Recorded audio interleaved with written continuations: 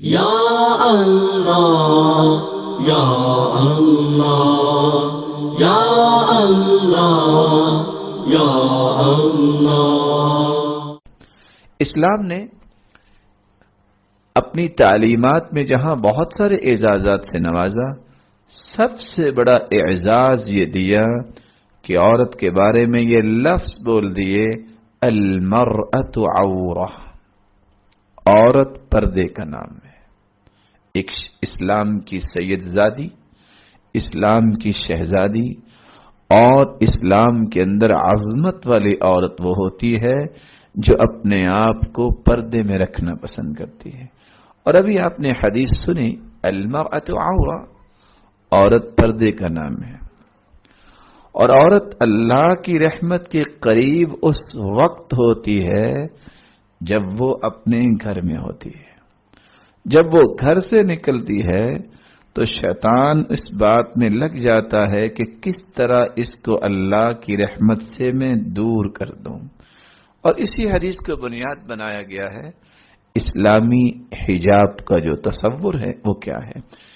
تو آئیے ان سارے کے سارے اعزازات کے بعد جو آخری اعزاز ہم پیش کرنا چاہتے ہیں، عورت کی عزت، اس کی عفت، اس کی عصمت اور اس کے مقام کو زندگی کے آخری سانس تک باقی رکھنے کے لیے جو شریعت نے اعزاز دیا ہے کہ عورت اسلامی حجاب میں اپنی زندگی گزارتی ہے، اسلامی اور شرعی پردے میں اپنے آپ کو رکھتی ہے۔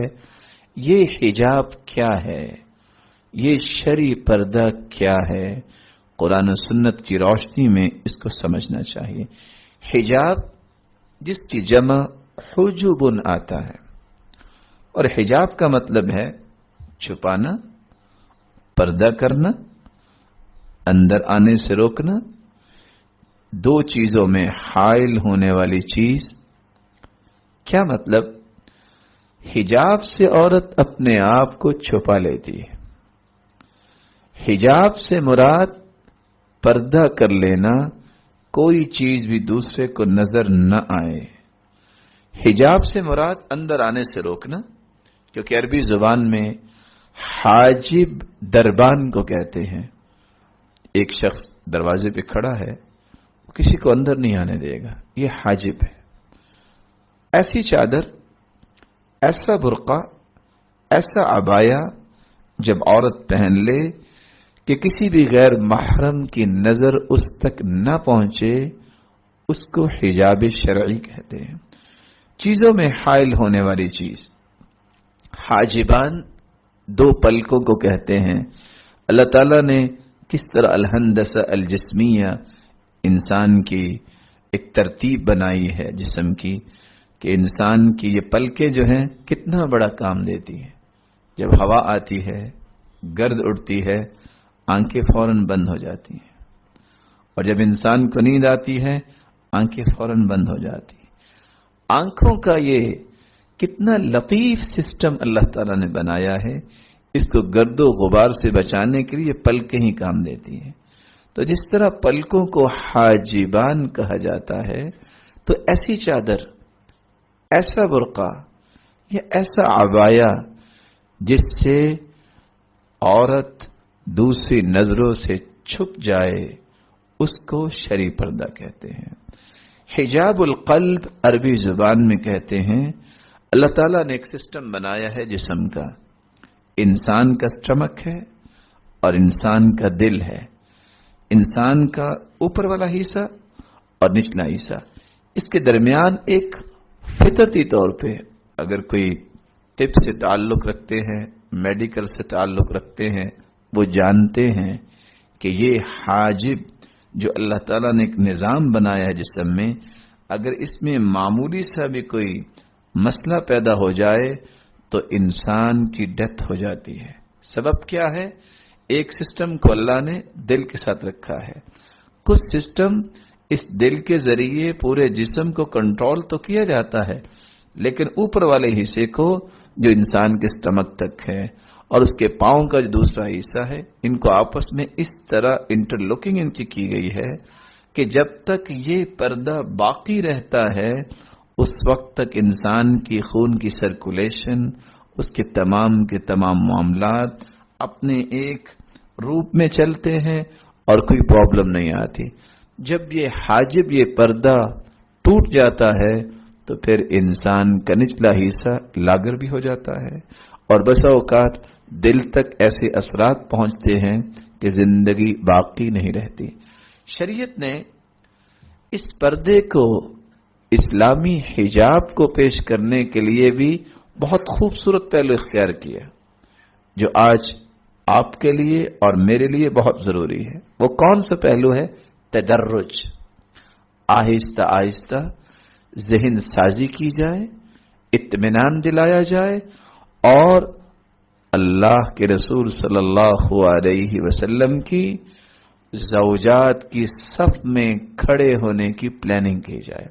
سب سے پہلے اسلام نے یہ آیت نازل کی، یا نساء النبی، اے پیارے پیغمبر کی عورتوں، من یأت منکن بفاحشۃ مبینہ، تم میں سے کوئی اگر فحاشی کی طرف آئے گی، یضاعف لها العذاب ضعفین، اس کو دگنا عذاب ہوگا۔ جس طرح ذمہ داری بڑی ہے، جس طرح مقام بڑا ہے، ذمہ داری بھی بڑی ہے۔ عربی زبان میں علماء ایک اصول پیش کرتے ہیں، الغنم بالغرم، الغنم بالغرم۔ کیا مطلب ہے؟ جتنا انسان کو انعام بڑا ملتا ہے اتنا جرمانہ بھی بڑا ہی ہوتا ہے۔ مثال کے طور پہ ایک سادہ سی مثال ہے، آج ایک شخص جب MNA بنتا ہے تو اس کے گلے پہ لوگ 5-5 لاکھ کا ہار ڈالتے ہیں، لیکن وہ تو ایک مرتبہ ڈل گیا نا۔ جب اس کو اپنا ڈیرا چلانا پڑتا ہے تو پہلے 2-3 دن میں ہی چائے پانی پی وہ 5 لاکھ تو اڑ جاتے ہیں نا۔ الغنم بالغرم۔ تو قرآن مجید میں اللہ رب العزت فرماتے ہیں کہ تمہیں دگنا عذاب ہوگا۔ تو ایک طہارت اور پاکیزگی اور پاک دامنی کا کس طرح لائٹ سا میسج جو ہے قرآن مجید نے دیا۔ اس کے بعد کیا فرمایا؟ یا نساء النبی لستن کاحد من النساء، اے میرے پیغمبر کی عورتوں تم عام عورتیں نہیں ہو۔ ان اتقیتن، اگر تمہارے اندر تقوی آ جائے تو تمہاری شان عام عورتوں سے بہت بلند ہے۔ فلا تخضعن بالقول، تمہیں اپنی بات میں لوچ نہیں پیدا کرنی۔ یہ ڈائریکٹ اللہ کے رسول کی بیویوں سے مخاطب ہو کے پوری امت کی عورتوں کو درس دیا جا رہا ہے۔ آپ کی زبان سے جو بیان کیے گئے کلمات ہیں ان میں ایسی کیفیت نہیں ہونی چاہیے فَيَطْمَعَ الَّذِي فِي قَلْبِهِ مَرَضٌ، کہ جس کا دل بیمار ہے مرد کا، اس بیماری کی وجہ سے کوئی غلط تصور بنا لے۔ وَقُلْنَ قَوْلًا مَعْرُوفًا، لیکن ہاں اگر لوچ اور گراوٹ نہیں ہے تو اتنی سختی بھی نہ کرنا بلکہ اچھی بات کرنا، اتنی سختی بھی نہ ہو کہ جو آپ کی بد اخلاقی کا ایک مظہر بن جائے۔ اللہ تعالیٰ نے تیسری مرتبہ ایک اور آیت نازل کر دی، وَقَرْنَ فِي بُيُوتِكُنَّ، اپنے گھروں میں قرار پکڑو، وَلَا تَبَرَّجْنَ تَبَرُّجَ الْجَاهِلِيَّةِ الْأُولَى، اور تبرج نہ کرو جس طرح جاہلیت میں تبرج تھا۔ لوگ کیا کہتے ہیں کہ اصل میں یہ دقیانوسی نظام ہے پردے کا، یہ تو پرانی باتیں ہیں، اب تو نیو ٹریڈیشنز کے مطابق چلنا ہوگا۔ اور قرآن کیا کہہ رہا ہے؟ وَلَا تَبَرَّجْنَ تَبَرُّجَ الْجَاهِلِيَّةِ الْأُولَى، دقیانوسی باتیں تو بے پردگی ہے۔ نئی بات یہ ہے عزت کی حفاظت۔ ایک مومنہ اسلام کی سید زادی، اس کی عزت و تکریم پردے میں ہے، اور یہ نئی بات اسلام نے پیش کی ہے، اس کے مقام کو بلند کیا ہے۔ آگے فرمایا وَأَقِمْنَ الصَّلَاةَ، نمازوں کو قائم کرو، وَآتِينَ الزَّكَاةَ، اور زکوٰۃ کو ادا کیا کرو، وَأَطِعْنَ اللَّهَ وَرَسُولَهُ، تم اللہ اور اس کے رسول کی اطاعت کیا کرو. انما یرید اللہ لیذہب عنکم الرجس اہل البیت. اللہ تعالیٰ نے یہ جو تمہیں گھر میں قرار پکڑنے کا حکم دیا ہے، بے پردگی سے روکا ہے، نماز، زکوٰۃ، اللہ اور اس کے رسول کی اطاعت کا ایک فارمیشن پیش کیا ہے.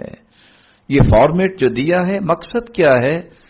ہر قسم کی علائش سے تمہیں پاک کرنا چاہتے. یہ تمہاری طہارت کا پیکج ہے، تمہاری پاک دامنی، تمہاری عزت و شرف کے لیے اللہ تعالیٰ نے یہ حکم دیا ہے. بے پردگی نہ کرو، گھر میں قرار پکڑو.